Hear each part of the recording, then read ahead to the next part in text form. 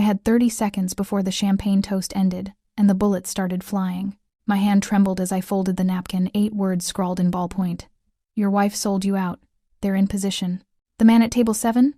Gaffi Romano, Italian Mafia boss. The woman smiling across from him?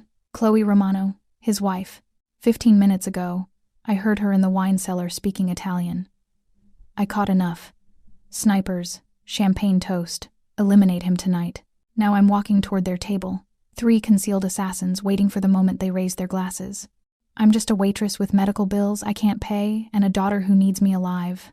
In 20 seconds, I'm sliding this napkin under his plate, and everything is about to explode. If my story got under your skin, if you felt every bullet, every betrayal, every impossible choice, then hit subscribe. And tell me in the comments where you're watching from, because tomorrow, I'm bringing you another survivor's confession. Another story just as brutal as mine, maybe worse. You don't want to miss what happens when desperation meets a loaded gun. Now, let's begin. Outside, the city stretched dark and glittering beneath a moonless sky. But in here, everything glowed amber and gold, warm enough to make your skin prickle, suffocating in its perfection. I approached table 7 like I was walking a plank over shark-infested waters. Gaffi Romano sat with his back to the Renaissance oil painting of the Last Supper, an unconscious irony that made my stomach twist. He looked like he belonged in that painting, all sharp angles and dangerous stillness, dark hair touched with silver at the temples, a charcoal Tom Ford suit that probably cost more than 6 months of my daughter's medical bills, and hands that rested on the white tablecloth with deceptive calm. His fingers were still, but his eyes never stopped moving, tracking every server, every guest, every shadow that crossed the room. Across from him, Chloe Romano reclined in her chair like a woman utterly secure in her power. Ivory Valentino dress cut low enough to be daring, but expensive enough to be tasteful. Diamond tennis bracelet catching the candlelight and scattering it across the roses arranged between them. She was laughing at something he'd said, her perfectly manicured hand reaching across the table to touch his wrist. She looked like a woman celebrating their anniversary. She wasn't. 15 minutes ago, I'd heard her arranging his murder. The wine cellar at Rosso Imperiale wasn't really a cellar. It was a marble-lined sanctuary 2 levels down, all temperature-controlled precision and recessed lighting that made every bottle look like a museum piece. I'd been sent down to retrieve a 1,995 Barolo for Table 7, their anniversary vintage. Chloe had specified with a brilliant smile that made the host practically stumble over himself to accommodate her. I was threading my way past the Chiantis and Super Tuscans when I heard the click of heels on stone, sharp and deliberate, then a woman's voice speaking rapid Italian. I froze between the Barolos and the Barbarescos, my fingers still wrapped around the dusty bottle I'd been reaching for. Sì, il tavolo 7. Vicino alla cucina. Yes, table 7, near the kitchen. My Italian was survival level at best, enough to understand when the chef was cursing at the line cooks, enough to know subito meant immediately and you'd better move faster. But I caught fragments. Table 7, kitchen, and then Cecchini, snipers. The word hit me like ice water. Uno al bar, uno in cucina, uno nel parcheggio. One at the bar, one in the kitchen, one in the parking structure. I should have cleared my throat, made some noise, announced my presence like any reasonable employee would. Instead, I stood there, pulse hammering in my temples, and kept listening. She switched languages then, her voice dropping into something that sounded like Russian, harder, faster, all consonants and controlled fury. I didn't understand a word, but I understood the tone. This was a woman giving orders she expected to be followed without question. Then back to Italian. Il brindisi. Quando alzano I bicchieri. The toast. When they raised their glasses. The Barolo in my hand suddenly weighed 1,000 pounds. She was coordinating a hit.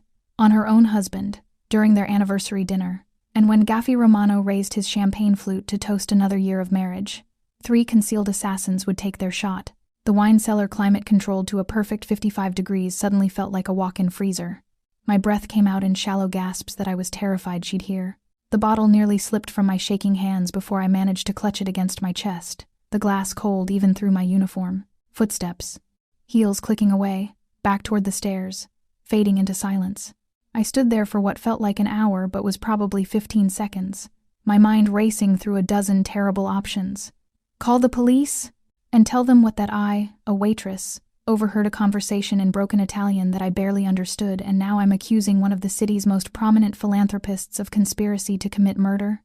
They'd laugh me out of the precinct. Find the manager? He'd fire me for making wild accusations about our most valuable clients, and I couldn't afford to lose this job.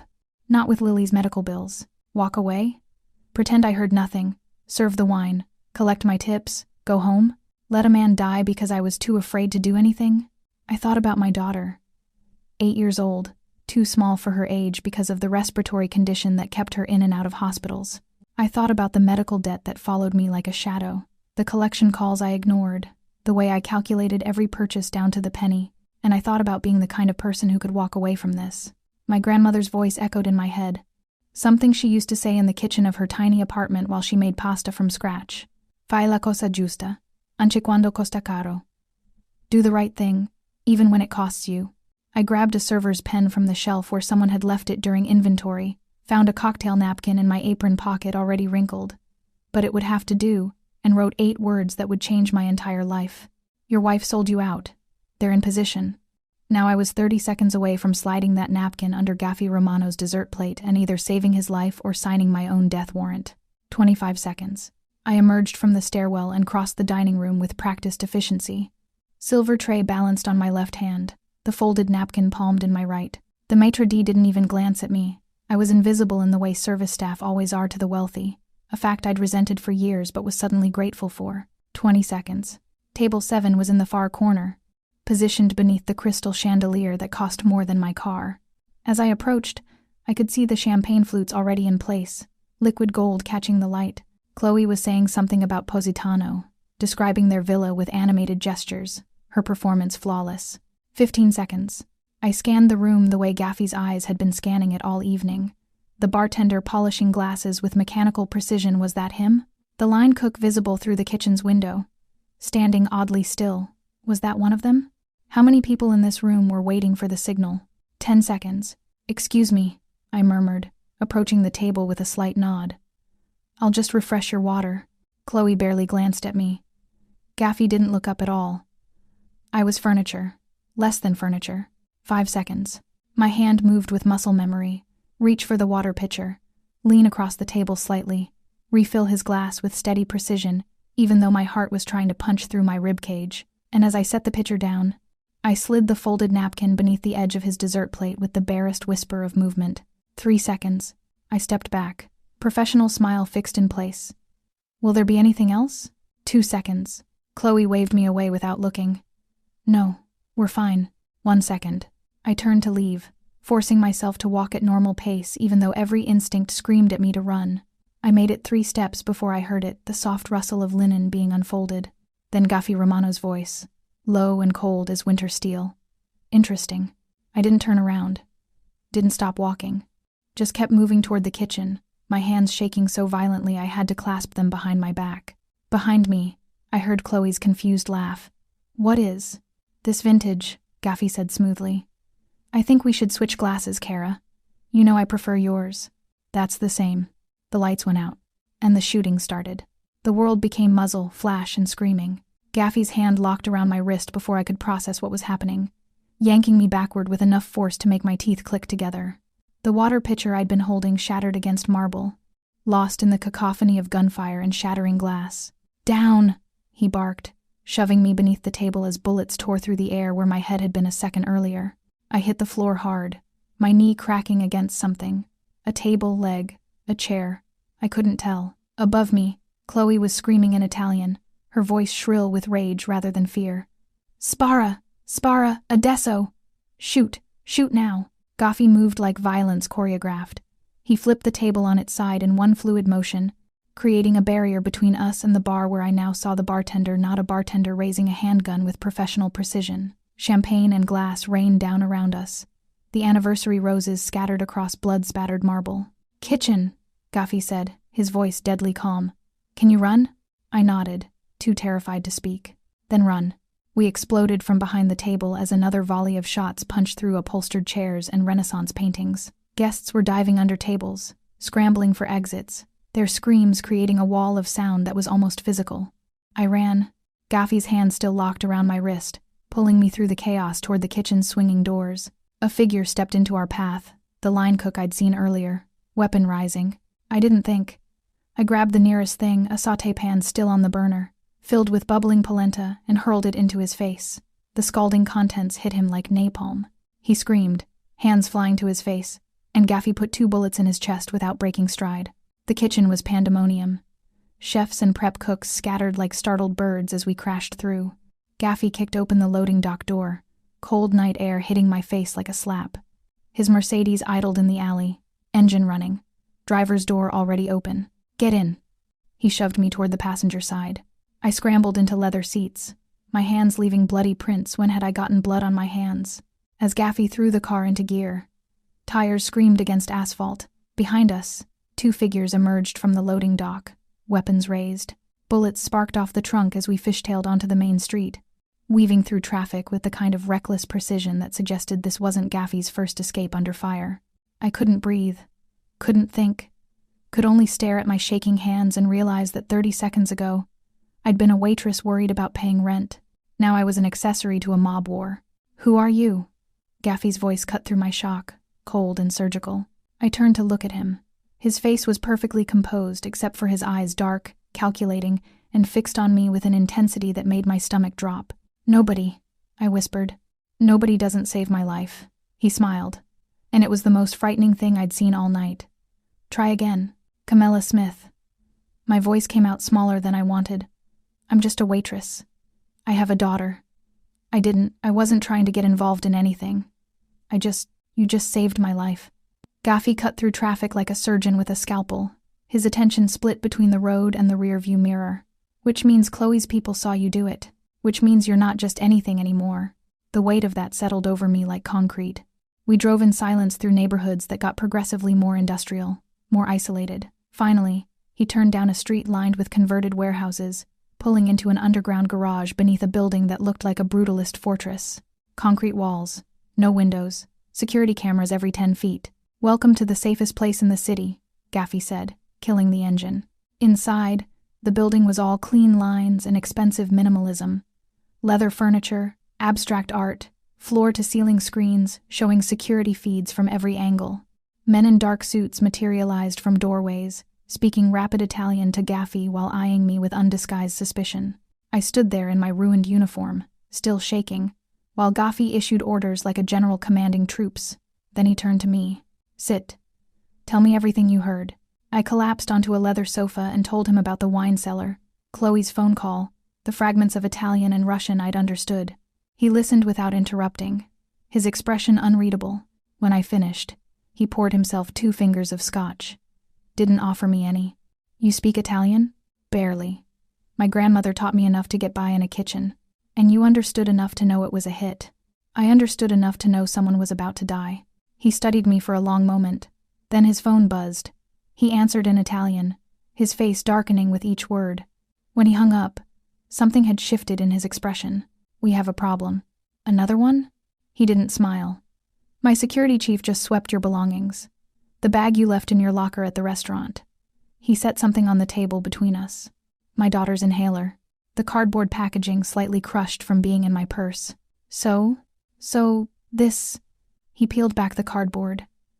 A tiny black disc, no bigger than a button battery, fell onto the glass table. My blood turned to ice. "What is that?" "GPS tracker, military grade." His eyes locked onto mine.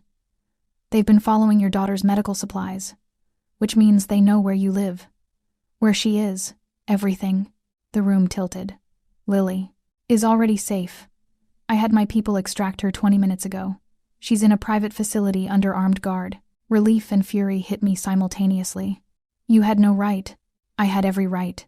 He leaned forward, and I saw the predator beneath the expensive suit. "You're in my world now, Camilla. And in my world, your daughter is leverage. Either for me," he paused, letting that sink in, "or for them. I want to see her." "You will. After you tell me everything else you remember from that phone call. Every word, every sound, every detail." I wanted to scream, to run, to wake up from this nightmare. Instead, I took a breath and started talking. I talked for an hour. Every fragment of Italian, every shift in Chloe's tone, the way she'd switched to Russian when giving the kill order. Gaffy listened with the focus of a man for whom details meant the difference between life and death. When I finished, he made 3 phone calls in rapid Italian, then turned back to me. You'll stay here. Non-negotiable. I need to see Lily. Tomorrow. After I'm certain they haven't compromised the facility. He stood, buttoning his suit jacket like we'd just concluded a business meeting. There's a bedroom on the 3rd floor. Everything you need is there. What I need is to go home. You don't have a home anymore. His voice was flat, matter of fact. By now, Chloe's people have torn your apartment apart looking for you. Your neighbors have been questioned. Your co-workers interrogated. You go back there, you're dead within an hour. The reality of it hit me like a fist. My life, my small, struggling, carefully balanced life was gone. Obliterated in 30 seconds. My mother, I whispered. She's in a nursing home. If they find her, already handled.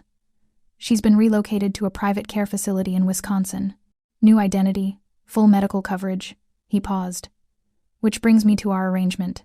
Something in his tone made my spine stiffen. What arrangement? Gaffey pulled a folder from his desk drawer and slid it across the table. I opened it with trembling hands. Medical bills. My daughter's respiratory treatments, emergency room visits, specialist consultations. Page after page of debt I'd been drowning in for 3 years. At the bottom, a transfer of ownership document. I purchased your daughter's medical debt from the hospital this afternoon. All $247,000 of it. He watched my face. I also acquired the lease on your apartment and your mother's nursing home contract. My voice came out strangled. You own us. I own the debt, which means I own your compliance. He sat across from me, elbows on his knees. Here's how this works. You tell me everything you know. You do exactly what I say. You become my insurance policy against whoever Chloe's working with. In exchange, your daughter gets the best medical care money can buy. Your mother lives in comfort. And you, his eyes locked onto mine, you survive. And if I refuse, then I sell the debt back to collections. Evict your mother from her facility, and you're on your own against people who've already proven they'll track a sick child to get to you. He leaned back. But you won't refuse. Because you're the kind of woman who throws hot polenta in an assassin's face to save a stranger. You'll do whatever it takes to protect your daughter. He was right. And we both knew it. I want to see Lily. Every day. Video calls at minimum. Done. And I want your word she'll never be used as leverage against me. His smile was cold. You already know how much my word is worth. I'm married. Remember? Then swear on something you actually value. He considered this. Then, on my brother's grave, your daughter stays untouchable. I believed him. God help me. I believed him. Then we have a deal. The bedroom was larger than my entire apartment. Floor-to-ceiling windows overlooking the city. A bed that could sleep 4. A bathroom with heated marble floors. I stood in the shower until the water ran cold, scrubbing restaurant smoke and other people's blood from my skin. When I emerged, there were clothes waiting. Designer labels I recognized from magazine covers. Someone had measured me with disturbing accuracy. I couldn't sleep. Every time I closed my eyes, I saw muzzle flash and Chloe's face twisted with rage. At 3 a.m., I gave up and wandered downstairs. Gaffey sat in his office, tie loosened, security feeds glowing across multiple screens. He didn't look up when I entered. Can't sleep either? I asked. Sleep is a luxury. He gestured to the screens. Chloe's people hit 4 of my businesses tonight. Warehouses, mostly. Sending a message. I moved closer, studying the feeds. Who is she working with? My nephew. Marco Romano. His voice carried something I hadn't heard before: pain. I raised him after his father died. Taught him everything. Apparently, I taught him too well. Why would he? Power. Money. The usual reasons men betray family. He pulled up a photograph on one of the screens. A handsome man in his 30s, dark hair, cruel smile. Marco always believed he deserved my position. Chloe gave him the means to take it. The engagement party, I said, remembering fragments from the wine cellar conversation. She mentioned something about 3 weeks. Gaffey's eyes sharpened. What exactly did she say? Something in Russian. Then she laughed and said, Tresetaman, 3 weeks. Their engagement party. He pulled up a digital invitation on another screen. Villa Serafina, countryside estate, black tie affair. They're celebrating their victory before they've actually won. Arrogant. Useful. He stood, pacing like a caged predator. Every crime family in the region will attend. They'll expect me to be dead, my empire in chaos. Instead you walk in very much alive. We walk in, He turned to face me. I need someone they won't recognize. Someone who can move through that party, invisible. My stomach dropped. You want me to go undercover? I want you to be what you've always been. A waitress. Background. Forgettable. He moved closer. Except this time, you'll be my eyes and ears inside their celebration. That's insane. That's survival. Marco knows my people, my tactics, my patterns. But you, he studied my face. You're the variable he can't predict. The nobody who saved my life. I have a daughter, who is safe precisely because you're here. Because I need you alive. His voice softened fractionally. 3 weeks. Camilla, help me end this, and I'll erase every debt. You and Lily disappear, new identities, new life, full protection. And if we fail, then none of it matters anyway. I thought about Lily, about the GPS tracker in her inhaler packaging, about how far these people would go. What do you need me to do? Gaffy smiled, and for the first time, it reached his eyes. First, learn to shoot. He opened a drawer and placed a Glock 19 on the desk between us. Training starts tomorrow. Welcome to the family business. The gun felt like a live snake in my hands. You're strangling it, Gaffy said from behind me, his voice calm. Firm grip, not a death grip. We were in the basement, a converted shooting range with concrete walls and target dummies that looked disturbingly realistic. I'd been here for 3 hours, and my arms trembled from the weight of the weapon. I can't do this. You threw boiling polenta in a man's face and didn't hesitate. He moved closer, his presence solid behind me. The gun is just another tool. Point, breathe, squeeze. His hands covered mine, adjusting my grip, his chest against my back as he guided my aim. I tried to focus on the target, not on the heat radiating from him, not on how my pulse jumped at the contact. Again, I fired. The recoil shocked through my wrists, but this time the shot hit center mass. Better. He stepped back, and the absence of his warmth felt like a loss. Now do it 20 more times. The days blurred together. Morning, hand-to-hand combat training with Gaffy's security chief, a granite-faced man named Domenico who didn't believe in going easy. Afternoon, weapons training, surveillance techniques, how to move through a room without being noticed.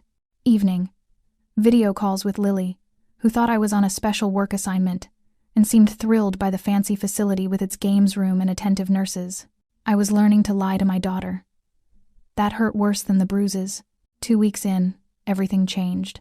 I was sparring with Gaffy in the gym, both of us exhausted and sweat-soaked. He'd been teaching me defensive moves, how to turn an attacker's momentum against them. I made a mistake, overextended, and he swept my legs. I went down hard, and he followed, pinning me to the mat. We froze, his weight pressing me down, our faces inches apart, both breathing hard from exertion. His eyes dropped to my mouth. This is a bad idea, I whispered. Terrible idea. But he didn't move. I kissed him first. Or maybe he kissed me. It didn't matter. What mattered was the way 3 weeks of tension and fear and proximity ignited into something fierce and consuming. His hands tangled in my hair, my legs wrapped around his waist. We barely made it to the leather sofa in his office. Afterward, lying against his chest while he traced patterns on my shoulder, reality crept back in. This complicates things, I said. Everything was already complicated. His voice rumbled through his chest. This just makes it honest. Honest. I laughed bitterly. I'm trapped here by debt, being trained to infiltrate a Mafia engagement party. Where's the honesty? He caught my chin, forcing me to meet his eyes. The honest part? I haven't felt this alive since before I married her. The honest part? You scare me more than any bullet. Gaffy, 1 week until the party. After that, if you want to disappear, I'll let you go. New life, clean slate. But until then, he pulled me closer. Let's stop pretending this isn't happening. I kissed him again instead of answering. Some questions didn't need words. You're sure about this? Gaffy's jaw was tight as we sat in the SUV 2 blocks from Lily's facility. No, but it's the only way. I checked my reflection in the visor mirror. Tired eyes, hospital visitor's badge, the slight tremor in my hands that wasn't entirely an act. They're watching this place. Let them see what they expect, a desperate mother visiting her sick kid. And when they take you, then I give them exactly what Chloe wants to hear. I turned to face him. That you're broken, hiding, planning to run. He caught my wrist, his grip almost painful. If anything goes wrong, it won't. I leaned in. Kissed him hard. Trust me, that's the problem. I do. I climbed out before I could change my mind. The visit with Lily was simultaneously the easiest and hardest hour of my life. She looked better than she had in months, color in her cheeks, breathing easy, laughing about the art therapy class she'd taken. I memorized every detail, knowing it might be the last time I saw her for a while. Knowing it might be the last time, period. When are you coming home, Mama? Soon, baby. Very soon. I held her tight, breathing in her strawberry shampoo. I love you more than anything. More than chocolate? More than all the chocolate in the world. I left through the main entrance, knowing they were watching. Walked 3 blocks to the parking garage where I'd left my car the old Honda Gaffey's people had retrieved from my apartment building. Ordinary, unthreatening, exactly what a frightened waitress would drive. I made it to the 2nd level before they moved. 2 men, professionally efficient, appearing from behind concrete pillars. I ran not very fast, not very far. Let them catch me. Let one of them hit me hard enough to split my lip. The copper taste of blood making this real. Chloe wants to talk to you, one said in accented English. I struggled, whimpered, played the terrified mother perfectly. They zip-tied my hands and threw me in a black van. The drive took 40 minutes, heading north into horse country. I kept my head down, shoulders hunched, the picture of defeat. Inside, I was counting turns, estimating distance, noting every detail Gaffey had trained me to observe. We arrived at an estate that dripped old money-manicured gardens, fountain in the circular drive, a villa that belonged in Tuscany. They dragged me through a service entrance, downstairs that smelled of expensive wine and old stone. The wine cellar, of course. Chloe stood waiting, elegant in cream cashmere, diamond wedding ring catching the light. Her smile was sharp enough to draw blood. Camilla Smith, the little waitress who ruined everything. She circled me like a shark. Where is he? I lifted my head, let her see the fear, the exhaustion, the defeat, and then I started talking, feeding her every beautiful lie we'd carefully constructed. Marco stood in the shadows, listening. Neither of them noticed me memorizing the exits. When I found that tracker in my daughter's inhaler packaging, something inside me died. Chloe didn't just come after me, she weaponized my child's medicine. An 8-year-old's asthma inhaler became a GPS device. I became a mother who had to choose between revenge and morality. So tell me and be brutally honest, is there any line you wouldn't cross to protect your child? He's hiding in the industrial district. I let my voice break, sold the desperation. An old warehouse on 10th and Morrison. He thinks you don't know about it. Chloe leaned closer, her perfume cloying. How many men does he have left? Maybe a dozen. They're scared, talking about running. I met her eyes, letting her see what she wanted to see, a broken woman betraying her protector. He's planning to leave the country in 48 hours. He said the empire isn't worth dying for. Marco emerged from the shadows, and I saw Gaffey in his features, the same sharp jaw, same predatory grace. But where Gaffey's eyes held calculation, Marco's held cruelty. She could be lying. Look at her. Chloe grabbed my face, her nails digging into my cheeks. She's terrified. She wants to save her daughter. She released me with a shove. Isn't that right, Camilla? Yes, I let tears fall. Not hard, I was genuinely terrified, just not for the reasons they thought. Just let me go. Let Lily go. We'll disappear. You'll never hear from us again. Chloe smiled. Of course, darling. After we confirm your information. She turned to Marco. Take 60 men. I want Gaffey's head on a pike before the engagement party. That's 3 days away, which gives us time to display it properly. Her eyes glittered. I want every family to see what happens to men who underestimate their wives. Marco pulled out his phone, started barking orders. Chloe circled me one more time, then nodded to her guards. Put her in the guest room. Lock it. We'll decide what to do with her after. They dragged me upstairs to a bedroom that cost more than my car, locked the door from the outside. I waited 20 seconds, then moved to the window. 2nd floor, manicured lawn below, security lights creating pools of brightness, and there near the garden shed a figure in a security uniform, moving with familiar deadly grace. Gaffey. I backed away from the window as footsteps approached. The lock clicked. Gaffey slipped inside, now wearing a guard's uniform that fit him perfectly. Of course it did, he'd had people inside this estate for weeks. They bought it? He whispered. 60 men heading to the warehouse. Marco's leading them personally. His smile was winter cold. Good. Downstairs, engines roared to life.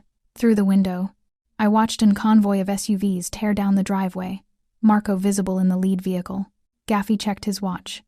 22 minutes until they reach the warehouse. 30 until they breach. 32 until... The horizon lit up orange. Even from 15 miles away, we felt the shockwave. The explosion bloomed like a deadly flower. Secondary detonations following as the warehouse rigged with enough explosives to level a city block obliterated Marco's assault team. Gaffy pulled me close as the windows rattled. Now we finish this. Below, chaos erupted. Guards shouting, Chloe screaming orders, the estate descending into pandemonium. The engagement party is in 3 days, I said. No, Gaffy checked his weapon, his face carved from stone. It's tonight. We're crashing it early. They'll kill us. Only if they're faster. He kissed me hard, tasting of gunpowder and rage. Time to make you a queen, Camilla. The Villa Serafina burned with light and music, oblivious to the inferno that had consumed Marco's army an hour earlier. Gaffy and I entered separately. He came through the service entrance with his core team, 8 men disguised as replacement catering staff, weapons concealed in equipment cases. I walked through the front door on Chloe's arm. Her prize, her proof of victory. Smile, she hissed, her nails digging into my elbow. You're here to show everyone how thoroughly I've won. The ballroom was magnificent crystal chandeliers, ice sculptures, a string quartet playing Vivaldi. Men in tailored suits and women dripping diamonds turned to stare as Chloe paraded me through like a trophy.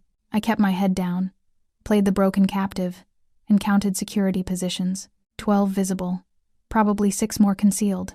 Marco stood at the front of the room beside a 3-tier cake, accepting condolences with a shell-shocked expression. News of the warehouse explosion had reached him 30 minutes ago.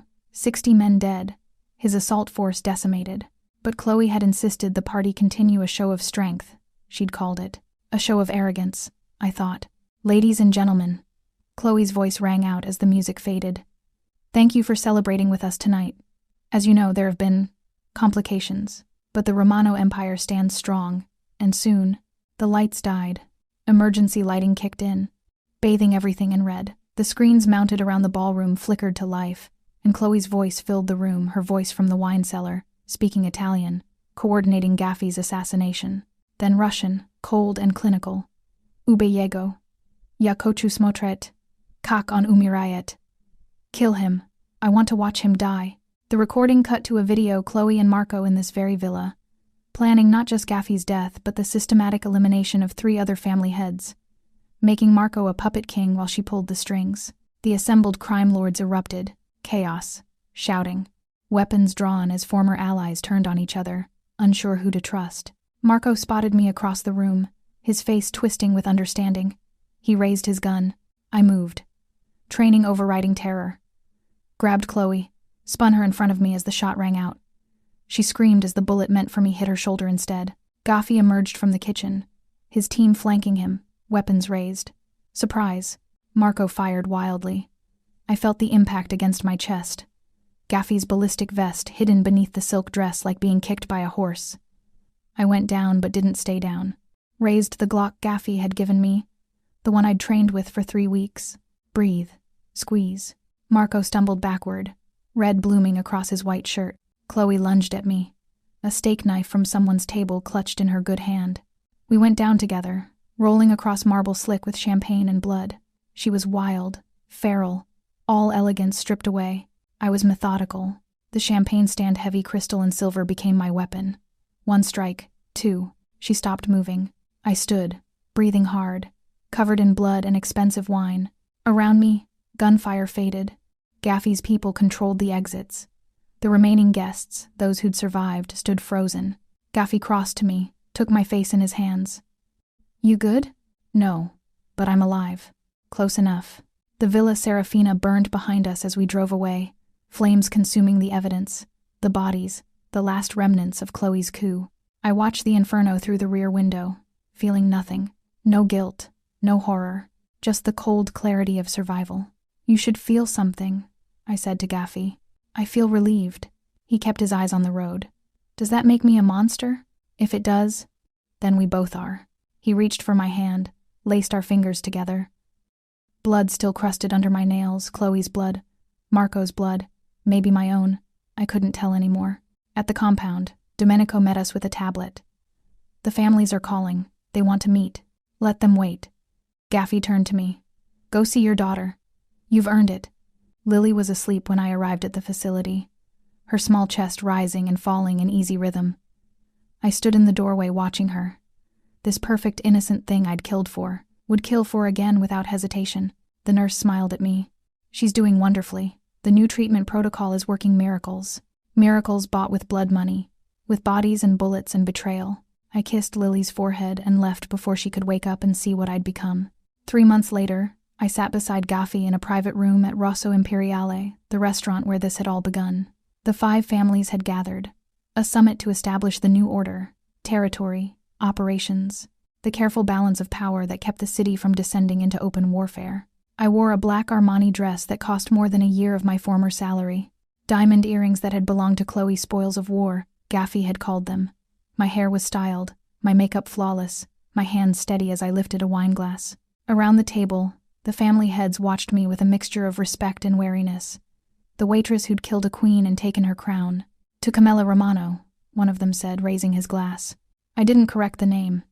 Didn't explain that Gaffy and I weren't married, that our partnership was born of necessity and sealed in violence. They could call me whatever they wanted. Names didn't matter anymore. Only power mattered. Only survival.